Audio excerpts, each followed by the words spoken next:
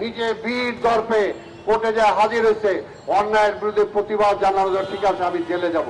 কাজে আমরা বলতে চাই, যদি বলেন আমার সীমান্তে কোন কৃষককে আর ওই ভারতীয় বাহিনী গুলি করে মারবে না, যদি আপনি বলতে পারেন আমার এই সাংবাদিক ভাই বোনেরা সত্য লেখার জন্য কাউকে জেলখানায় নিক্ষেপ করা হবে না, তাহলে আমরা রাজি আছি, দিয়ে দেন আমাদেরকে জেল।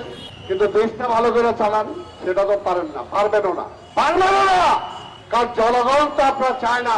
আর জনগণ চায় না বলেই এই জনগণকে খতম করার দিকে আপনারা আগায় যেতেছেন। তাই আমরা বলতে চাই, কোন সময় আছে, আল্লাহর রাস্তে দেশটাকে অশান্তি করেন না। যদি মনে করেন আমাদেরকে জেলে দিলে আপনি চালের দাম 10 টাকা করতে পারবেন, যদি আপনি বলেন যে কোন মা বোন আর তার ইজ্জত হারাবে না আপনার পান্ডাদের হাতে, নির্বাচন কমিশনকে বলবো এই হাজার হাজার কোটি টাকা খরচ করে আপনি ভোটারবিহীন জাতীয় নির্বাচন করেছেন আওয়ামী লীগকে ক্ষমতায় নেওয়ার জন্য, এখনো হাজার হাজার কোটি টাকা খরচ করে উপজেলার চোর বাটপার লুটেরা আওয়ামী লীগের নেতারা যারা পার্সেন্টেজ খাবে, যারা টাকা খাবে কোটি কোটি টাকা, তাদেরকে নির্বাচিত সিল দেওয়ার জন্য আপনি নির্বাচনের নামে প্রহসন করছেন। সেই নির্বাচনের প্রহসন থেকে বের হয়ে আসেন। আওয়াল সাহেব মাঝে মাঝে কথা বলেন, শুনতে তো ভালোই লাগে, কিন্তু কার্যকর করেন, পারছেন না, বলেন বলেন যে পারছেন না। জাতীয় নির্বাচনও পারেন নাই, আওয়ামী লীগের কারণে এই নির্বাচনও সুষ্ঠু করতে পারবেন না আওয়ামী লীগের কারণে। তাই আল্লাহর রাস্তে দায়িত্বটা ছেড়ে দিয়ে বলেন যে না, এইভাবে সম্ভব না। কিছু কিছু তো বলছিলেন জাতীয় নির্বাচনের আগে, আমার বোধ হয় কোথাও দিয়ে কিছু ঠোকা দিচ্ছে, ভয় টয় দেখাইছে, এই কারণে আবার পিছিয়ে গেছে। আর ভয় দেখায় কয়জনে পারবেন কয়জন রে?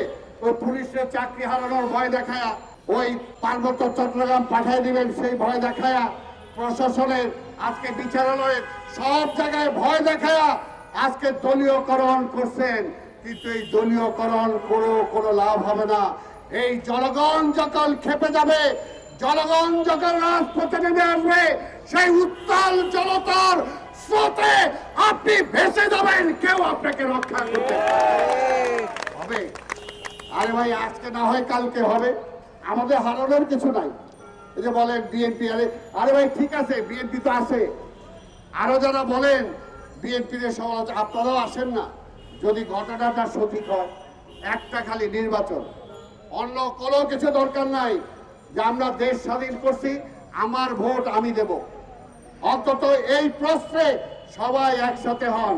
বলেন যে না, অনেকে আবার বলে, অনেকে বলে, বুদ্ধিজীবীরাও বলে বিএনপি পারলে টাইনে নামান, আন্দোলন তো নাই, পারলে ওই আন্দোলন করেন যাতে টাইনে নামান। আবার পার্টি অফিসের সামনে যখন গুলি করে টিয়ার সেল মেরে আমাদেরকে মেরে ফেলবে, তখন আবার ওই 2-1টা গাড়ি যদি কোথাও পাবলিক ভাগে, এই যে বিএনপি সন্ত্রাস করছে।